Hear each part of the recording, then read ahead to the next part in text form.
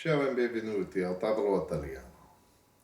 Welcome to the ninth installment of the video series Tips on Studying Italian. So far we've looked at the following videos: the introduction, the first mistake, being realistic, defining what you want to do, sources for studying materials, support elements, tips for vocabulary, and working out the kinks in writing. In today's video, we're going to be discussing getting comfortable speaking Italian. This is a continuation of the nuts and bolts portion of the series and is probably the easiest to implement, but strangely enough, it's also the most likely to be neglected. As I've stated previously, I'm nowhere near finished with my Italian education. I'm not fluent.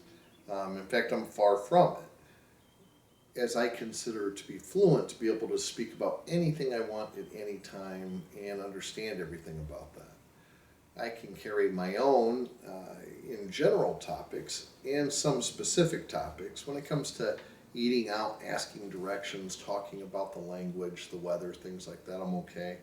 But if I really got down to the specifics, like little tips and tricks of how to have a good garden, or working with wood, or parts of a motor or engine, that's where I still need more vocabulary, and I just need more practice in speaking Italian. However, I get a lot of compliments from Italians when I speak Italian with them, although I think they're being far too generous with their words, to be honest. And oftentimes, my students who are learning Italian, I think can be a little too much credit. Think I have a perception that I'm farther along in my Italian than I really am. With Italians, by the way, this has actually put me in some precarious situations at times, since there is a perception that I'm more comfortable with the Italian language than I actually am. Sometimes I'll speak at a more accelerated rate, a rate that's more natural for them, anticipating them to understand everything they say, or they get into very specific topics. And ashamedly, oftentimes I have to apologize and ask them to slow down, or ask for explanations of different, very topic-specific words. This has all been brought about by a perceived comfort level that I have with the language, and this is what we're going to be addressing today. Now remember, this doesn't negate the other things that we've talked about so far. For instance, we talked about how important it is to work on your basic pronunciation skills at the beginning of your learning adventure or your trek to learn Italian. And if you've already started but you're having a lot of problems with pronunciation, then we talked about slowing down, backing up, going over those pronunciation rules. I recommend you find a good aid in helping you with your pronunciation. If you can't find one, you can go to the Tavolo Italiano site, where we have a lesson, 6-week lesson laid out solely on pronunciation. It's also critical that we work on our vocabulary, as we talked about in tips for vocabulary. And of course, this lesson, I'm not trying to negate in any way the importance of getting our grammar skills down, as we talked about working out the kinks with writing. But in addition to that, we need to become more comfortable with speaking Italian, so that when we speak with Italians, we can speak at a closer to normal pace for them. Simply, and I say that because I have found in the past, in my own experience, and also in listening to others speak Italian, some whose grammar, and now I'm talking about students of Italian here, some whose grammar is actually better than mine, but there's a lot of lengthy pauses perhaps. They're not real sure exactly what they want to say, and they take quite a bit of time to get from the beginning of a phrase to the end of a phrase. And the feedback that I've gotten on that approach from Italians basically is that it's almost more difficult to understand them than if they had just spoken naturally and made a few mistakes. Now, obviously we want to address those mistakes, but that's what we're trying to hit on working out the kinks in writing and some of the other tips that I've given on learning Italian. And it is important to get it right when we speak it. However, though, when you're speaking Italian, when you're practicing speaking Italian, my personal opinion is that it's better to work on your comfort with the Italian language. It's better to be able to speak at a normal pace. Because remember, the main key here is communication. We're going to continue to try to refine the language as those of us that really, really want to learn Italian. But in the meantime, you want to be able to speak comfortably, hold more of a normal conversation. And I tell you, the Italians will really, really, really appreciate that. I've gotten a lot of compliments because of that, and I'm sure you will too.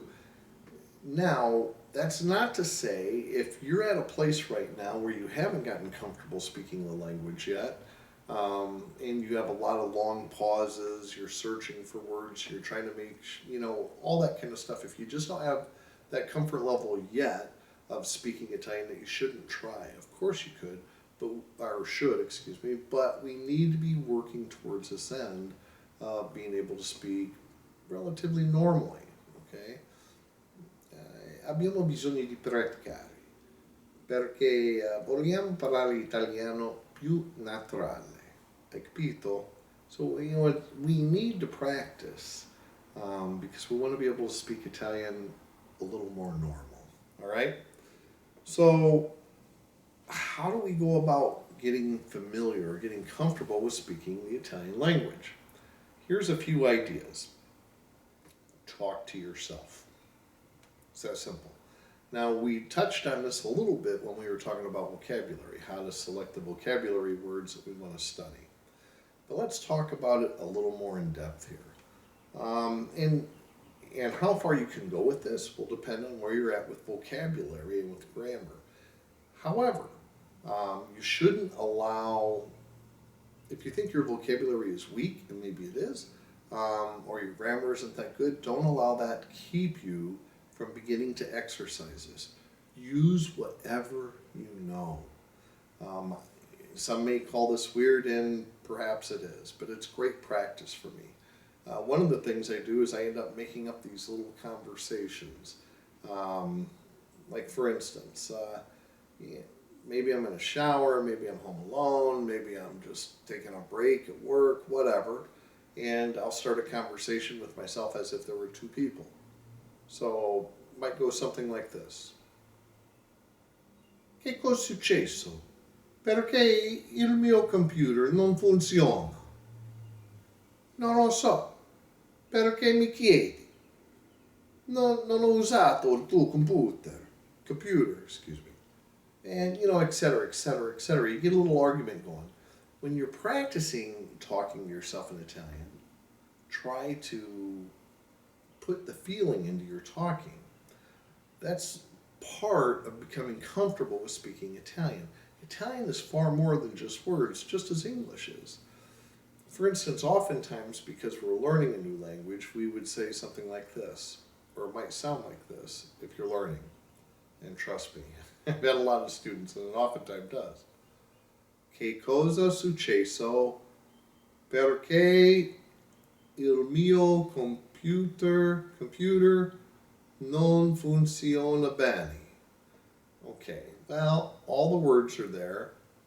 Wasn't too slow, but and it's a good start. But you want to practice really putting yourself into the conversation. For instance, in English, you wouldn't say, "What happened? Why is my computer not functioning well?" I mean, it was like, what? It's like Data speaking off of Star Trek or something, right? You gotta, you could say, hey, what happened? How come my computer's not working? So it's the same thing with Italian. Practice putting that emotion into it. And it's actually fun. In fact, I got a story.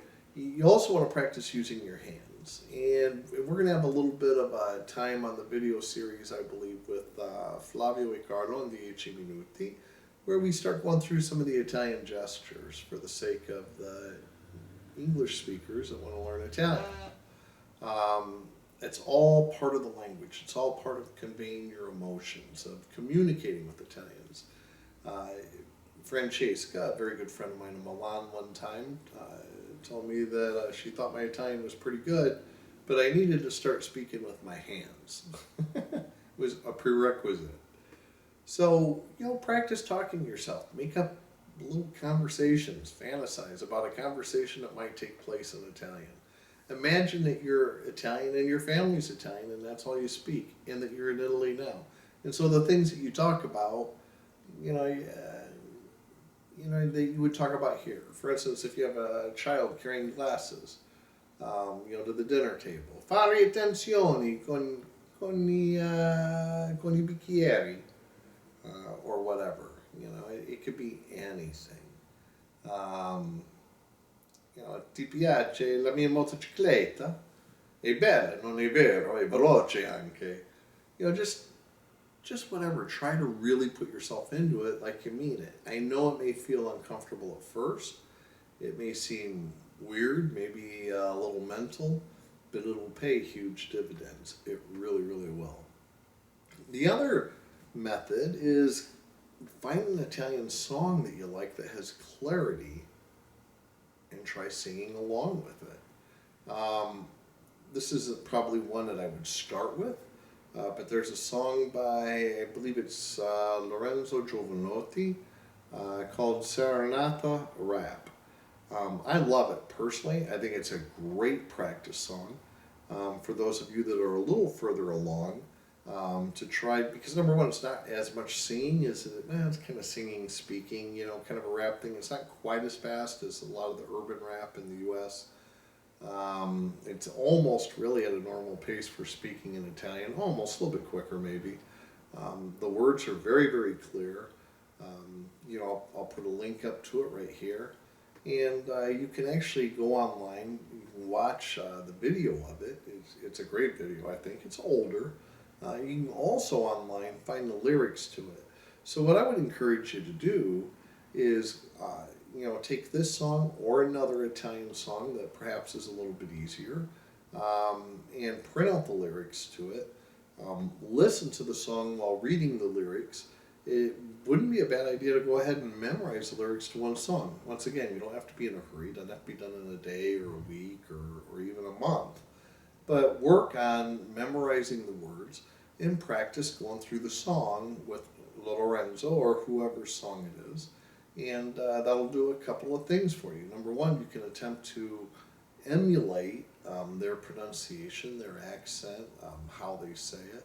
And also, it could broaden your vocabulary, and it just gives you an opportunity to really practice your speaking of Italian at a little bit quicker pace. Now, there are some songs out there that move actually very, very slow, some ballads and stuff. Another song that I particularly like to practice with is a song called Vivere by Vasco Rossi. I'll also put the link right up here for you.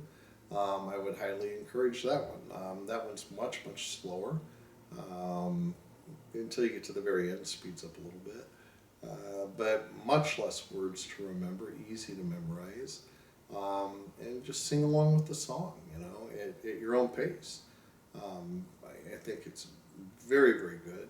And in fact, I'll put a link up for both the Lorenzo song or a place where you can purchase some music by Lorenzo and by Vasco Rossi right over here. Okay. Another thing is to read out loud. Pick an Italian book or get online and find an Italian website and take some Italian and just start reading it out loud. I think it's a great exercise. We have some Italian readers on the Il Tavolo Italiano website bookstore that you can purchase, and then you can read out loud these books, and reading them out loud, once again, is helping you to practice becoming comfortable with speaking. Another thing I would highly recommend is to record yourself. Now, I know a lot of people really don't like doing that. If you have a computer with a microphone, it's a great opportunity to do that. Record yourself and listen to yourself. Oftentimes, I'm an engineering manager by trade right now. That's my full-time job. And in engineering, if there's a mistake, you always get the question, well, can't they take the time to check their work? And they should, and they do. But it's really difficult at times to catch your own mistake. If you're the one that made the mistake, you're going to read over it, and sometimes you'll just glean right over it as if it didn't exist. Well, when you're speaking Italian, when you're actually in the act of speaking Italian, you're not always conscious of how you sound, okay? But if you record yourself and then listen to yourself, it gives a little bit different of a perspective. You can see if you have any feeling in it, number one. You'll ask yourself, am I convincing? Kind of like you're judging an actor or an actress. Do I really believe what I'm saying? Do I have emotion and passion into what I'm saying? Or am I just spewing out words? Does it sound like my pronunciation is on track, or at least moving in the right direction? Furthermore, I'd go one step further. I'd record yourself the first time you try saying something, a little conversation in Italian. And the conversation could even be, ciao, buongiorno, come stai? Sto bene, e tu come stai? It could be some very, very simple things with vocabulary that you learn in the beginning of your trek in learning Italian.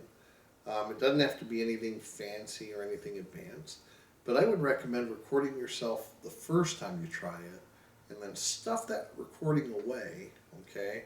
Record yourself periodically just to review. You don't necessarily have to keep those, but at the end of, let's say, 12 months, pull out that very first one and see what you think. I think it's very, very good to have benchmarks, or somewhere where you can look back and see, this is where I was, this is where I am now. Simply because human nature typically causes us to think we're not getting anywhere when that really isn't true, and we are. Okay, so I think it's encouraging to be able to look back, see where you were, look at where you're at now, and sure, maybe you're not where you want to be, but you're a far cry from where you were. Really, really encourage you to do that. And then the last thing is to look for opportunities to use your Italian. Don't avoid them, all right? If you've been one of the fortunate ones that has found a group in your area, look for an opportunity to speak in Italian, no matter how small it is, whether you're just greeting people, asking them how you are, or you want to say that this pizza is good, or that you like this place, or whatever you want to say, whatever you're able to say, try to say it in Italian. Same is true on Skype. I'm seriously thinking about putting together some Skype group calls to where hopefully a group of students of Italian and a group of Italians could come together on Skype and hold a conversation. Maybe for half the time in English for the students of English that are Italian, and half the time in Italian for the students of Italian that are English speaking, or whoever they may be. That way we both have an opportunity to practice our languages. So, this isn't rocket science. This is actually very, very easy. Real easy to implement. Oftentimes it's not, simply because people feel silly or a little crazy, or oftentimes a lot of people look at the simplest things and they don't think you're going to get a lot of bang for your buck out of them, but it's just not true. And I would encourage you to do it as much as you can. Have fun with it. And once you start to get the feel for it, it's a lot of fun. And it'll lead you to a lot more vocabulary that you want to learn.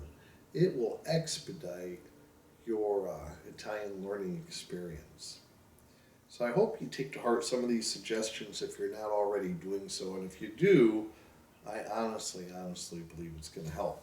So in the upcoming videos we're still going to be addressing acclimating your comprehension. Remember to enjoy.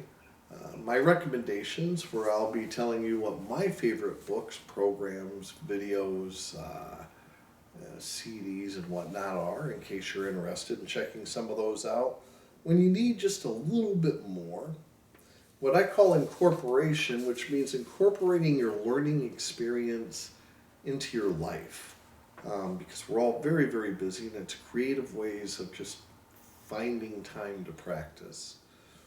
Dare to dream which I love to do. I mean, I'm an Irish Polak. I'm a dreamer at heart.